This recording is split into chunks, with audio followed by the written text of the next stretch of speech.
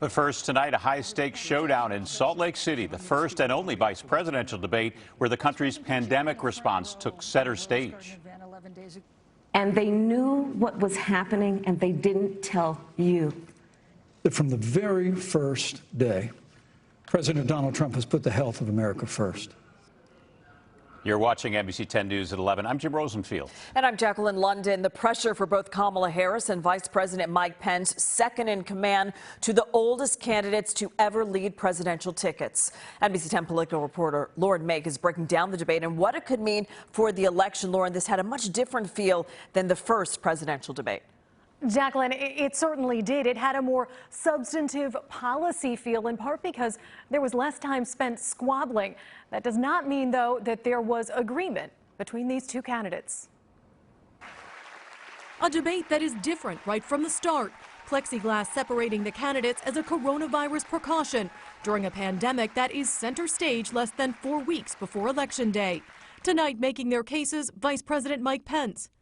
But I want the American people to know that from the very first day.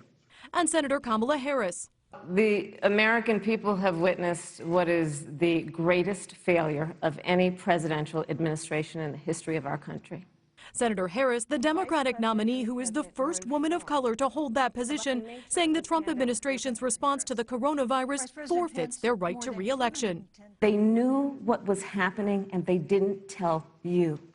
Can you imagine if you knew on January 28th, as opposed to March 13th, what they knew, what you might have done to prepare? But Vice President Pence, who heads up the White House task force, charging the Biden-Harris plan looks like the one they already have. It looks a little bit like plagiarism, which is something Joe Biden knows a little bit about. Different also tonight, the tone. It did not have the yelling and insults of last week's presidential debate, just a little of the interrupting. Joe Biden has been very clear. He will not raise taxes on anybody who makes less than $400,000 a year. He said he's going to repeal the Trump tax cuts. Mr. Vice President, I'm speaking. The candidates separated by 12 feet on stage, drawing distinctions with claims that could still confuse voters. But the both of you repeatedly committed to abolishing fossil fuel and banning fracking. Harris responding, Joe Biden will not ban fracking. That is a fact. That is a fact. NBC News fact-checking the debate. While Harris said she supported banning fracking during her own presidential campaign, Biden, the nominee, has said he will not. His policies do call for no new fracking on federal lands. The two candidates clashing on issues. If you have a pre-existing condition, heart disease, diabetes, breast cancer, they're coming for you. But largely keeping their cool. Well, I hope we have a chance to talk about health care, because Obamacare was a disaster. For the only chance for voters to compare side by side. Now, the candidates clearly came in with goals for how they wanted to make their case tonight.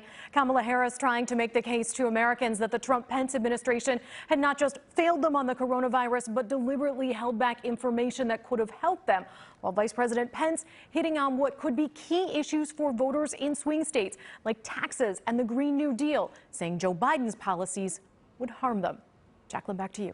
Lauren, thank you. Both candidates tested negative for COVID, but tonight's debate had more COVID-19 precautions amid concern that Vice President Pence could have been exposed to COVID-19 as the virus sweeps through the White House. Everyone at the debate, staffers, guests, reporters, crews, wore provided pink surgical masks. Anyone not wearing a mask was warned they would be escorted out.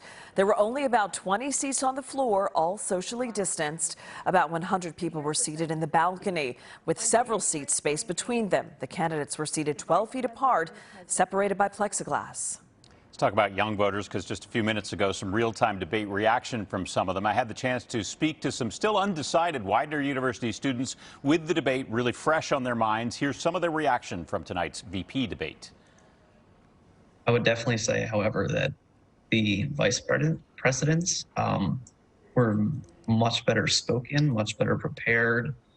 They both came with a great deal of facts, figures, and overall their debating style was just far. Maybe the energy I did enjoy, but then at the same time, I understand that they were attacking each other personally, so that was a bit like messy and disturbing. But overall,